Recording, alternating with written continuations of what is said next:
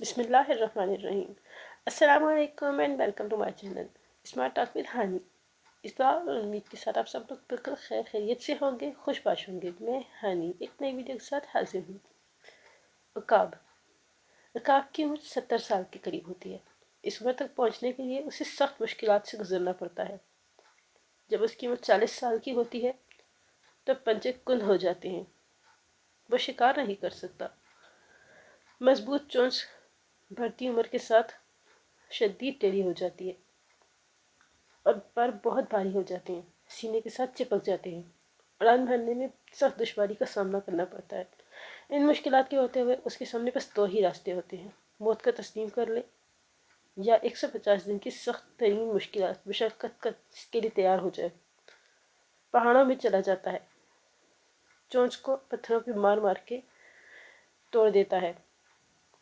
کچھ دن بعد نئی چونچ نکل آتی ہے تو اس سے اپنے ناخن کاٹ دیتا ہے۔ جب نئے ناخن نکل آتے ہیں تو چونچ اور ناخن کی مدد سے وہ اپنے سارے پر اکھاڑ پھینکتا ہے۔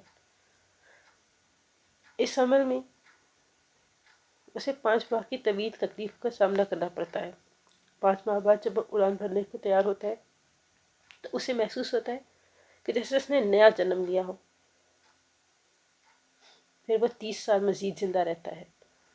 تو عقاب کی اس زندگی سے ہمیں سبق ملتا ہے کہ بعض دفعہ زندگی کو بدلنا ضروری ہوتا ہے تاکہ ہم اس سے بہترین زندگی جی سکیں، اگرچہ زندگی کو بدلنے کے لیے سخت جدوجہد کرنی پڑے۔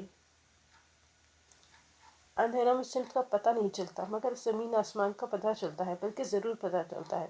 سر اٹھانے پر آسمان ہی ہوتا ہے، نظر آئے نہ آئے۔ سر جھکانے پہ زمین ہی ہوتی ہے، دکھائی دے نہ دے۔ مگر زندگی کے سفر میں صرف 4 حصوں کی ضرورت پڑتی ہے: دائیں بائیں، آگے پیچھے۔ 5ویں سمت پیروں کے نیچے ہوتی ہے، وہاں زمین ہو نہ ہو پاتال ہوتا ہے۔